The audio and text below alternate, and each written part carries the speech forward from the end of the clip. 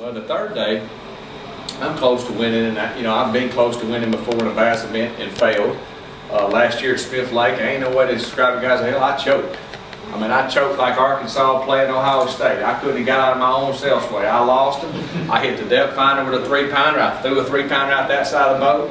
I tried to lift a 5-pounder and pull the back hook off. If it could go wrong, it went wrong in the last 3 hours of that tournament, and I lost.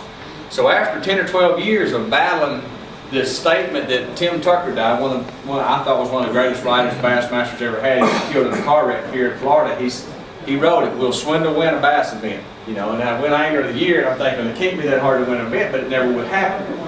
So the third day of the tournament, that you have to understand, that monkey's in the back of your head, and we call him the old stress monkey. About halfway through the day, he'll just start choking you out. He'll slide his fingers in there, and he'll get heavy, and every now and then he'll poke a finger in your eye. So the stress monkey was there to don't screw up. I knew if I went there and just fished, well, I pretty much got my A game on, my mental game. I slide in that morning. I've got a young kid from down in Tampa. His name is Marlon Crider. Kid been telling me all morning he needed to win a boat. He ain't got no money. He said, "I just need to win a boat so I can fish." We slide in there, dude, and we got a big crowd of people chasing us. I kicked the buoy out because I'm a pro. I know exactly where I'm going to throw. He picks this rattle trap up and slings it out the back. The second cast, I hear the line. I'm thinking, oh God, and then he's just leaning back. He's like, "This is a big one." Oh, it was. It's a 9+. I net him up. Whoosh. I lay him on the floor, and I'm thinking, oh God. That's like catching your high school girlfriend dancing with your best friend. It's hard to swallow after a minute. I'm like, the little stinger punch, I shake it off, and I'm not going to get right. And I ain't saying I'm going to let that bother me, I'm going to bounce back. Son, and I start fishing, son, I'm throwing at that buoy, and I'm telling you, I'm making man damn proud. I got sweat coming, son, I ain't ripping that trap, letting it go. The bottom I'm fishing, I know what I'm doing, This kid almost around there, and he gets his bait out, and he reties, and he's talking about that's the biggest fish he's ever caught in a tournament. He ain't made 3 casts. He's throwing out this side of the boat now. I hear it. I said, "Oh, hey, I know you're this kid." This thing jumps, swims right to the left, whoosh, another 9-pounder laid out in the car. Oh, God. Dude, almost back to back. I have netted over 18 pounds of bass. I ain't even had a nibble. So now I done took a straight overhand right. I mean, I've been crippled. I'm down, and mentally, I don't care who you are. That's brutal. Brutal. Whether you're a Bass Pro Shop manager, or you want a window cleaning business, or you're John Smokes throwing a fastball, that will rattle the cage mentally.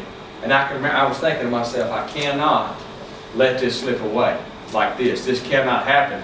Of course, by the time he got his fish in the live well and got through oohing and ahhing, I done had his bait on. I ain't figuring anymore after them double 9s down there. And I can remember talking to myself, and I then went into third person, kind of Kramer off Seinfeld, talking to myself that this is a mental challenge. There's many of them in every day of bass fishing, as so is there in every walk of life. Whether you're working in the fishing business or a hunting department, you got mental challenges that you have to overcome. As a competitor, as in a person, you got to dig a little deeper. I said, now this is the deepest one I've ever had to dig out of, I can promise you.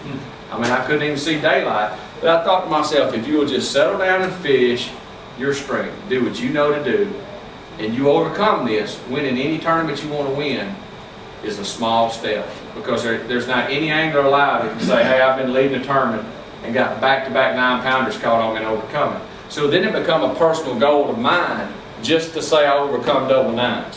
And I did. I started rallying back, and I ended up getting up, catching it pretty good. And it was funny because I talked the gentleman into fishing again. I was like, dude, please. I said, fish, man. You didn't do anything wrong, I said, of course, 18 pounds was leading the tournament, and he had 2 that weighed almost 19. I said, you doubled the weight. You're good, son. You can coast. I said, put on the Zoom trick worm. I put on the June bug, and I saw him line up right there at that house. He's thung them. He says, whew.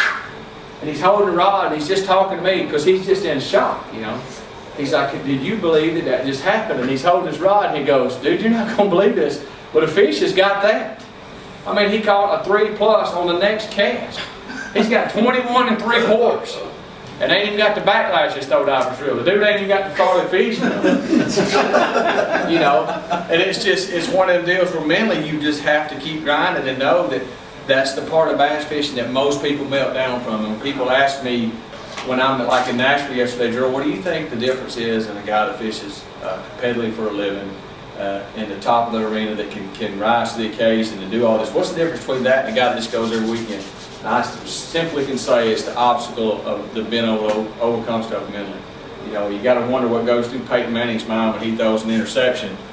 You know, he gets right back out there. He's resilient. He does it again. So fishing has a lot of those challenges, and that was probably one of my biggest deficits I've ever. I mean, I've had some bad ones now. Now last year at Smith Lake, I melted down. It was ugly, like a Mississippi mud fence. And if it could screw up, I tore it up, broke it. I mean, I lost them, dropped them, flopped them back in the water, and it got to be a snowball effect. And I absolutely could say, without holding my head down, I self-destructed. I literally self-destructed, trying too hard and not being able to stop the game and saying, settle down. So this time, when this come up, I immediately seen it and I was like, settle down. Now I'm not going to tell you it was easy, because he'd opened that live well up and wasn't nothing but head sticking out. You got to be kidding me. And had I caught any one of those two fish, I would have broke the all-time 3-day record, which was 83 pounds, and I had 80-13. So we live and learn.